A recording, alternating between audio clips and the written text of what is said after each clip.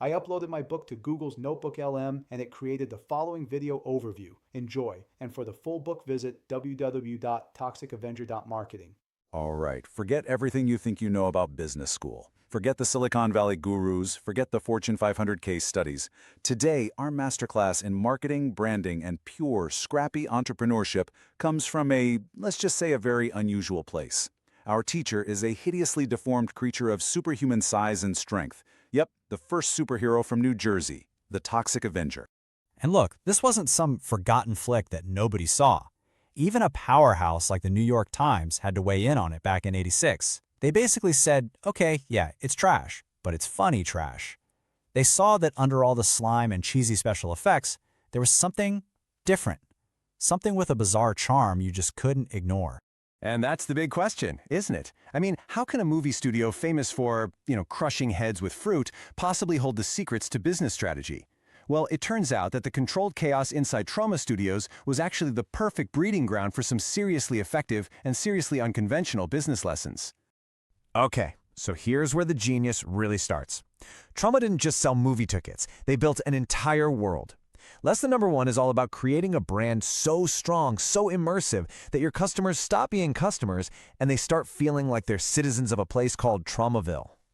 This is just brilliant branding. By creating this idea of Tromaville, they built a community, a tribe.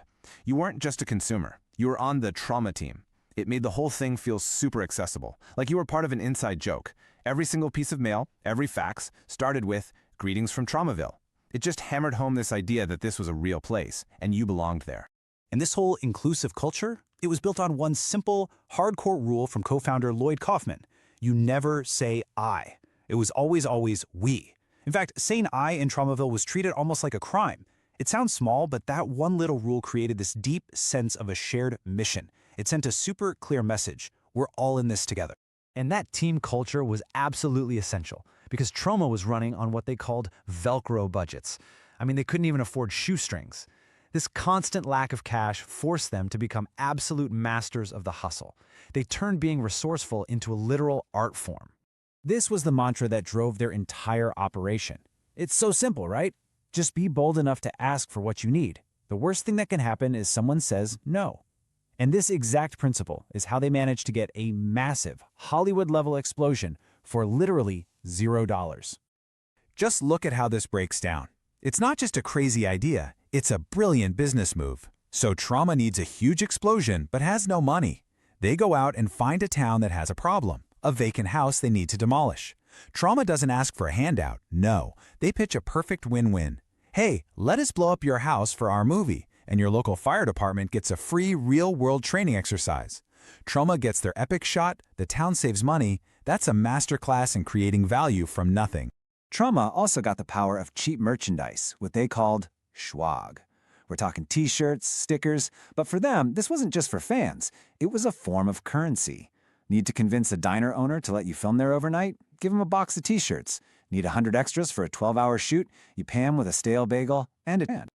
So you've got this wild, hustling, constantly on the brink of disaster environment.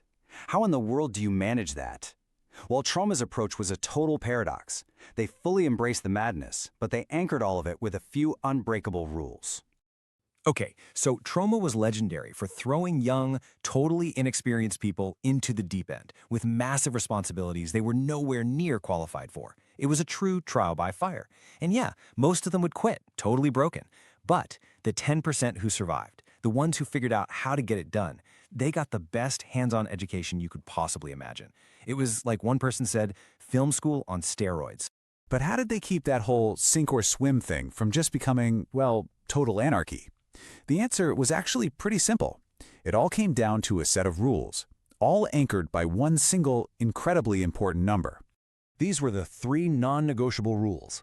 They were posted on every single Troma set, and everyone, from the director to the interns, knew them by heart. Number 1, safety to people. Number 2, safety to property. And only after you've taken care of those first 2, only then do you get to worry about number 3, make a good film. This simple hierarchy gave them the guardrails they needed to make all that creative chaos not just possible, but productive. So what's the big takeaway here? How did this weird little studio manage to survive for more than 40 years and leave such an incredible mark on the industry? Well, it all boils down to one thing: radical authenticity. And this, right here, was their superpower. Trauma knew exactly what it was. They were the makers of tasteless, gory, but also hilarious and self-aware movies. And they didn't run from it. They leaned into it hard. They were honest, they were transparent, and they never, ever pretended to be something they weren't. And that authenticity was like a magnet for fans and aspiring filmmakers who were tired of the slick Hollywood machine. And that authenticity inspired a whole generation of creators. I mean, just look at these names. Peter Jackson of Lord of the Rings fame, James Gunn, the guy behind Guardians of the Galaxy, the creators of South Park. These are titans of the industry, and they were all either employed by, distributed by, or super heavily influenced by trauma.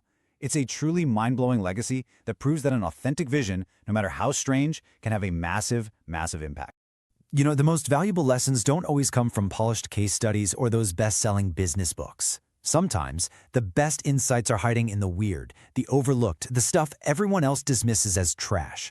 So the real question I want to leave you with is this: what's the trauma of your world?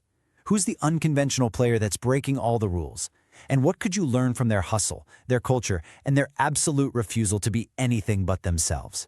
The answer might just surprise you.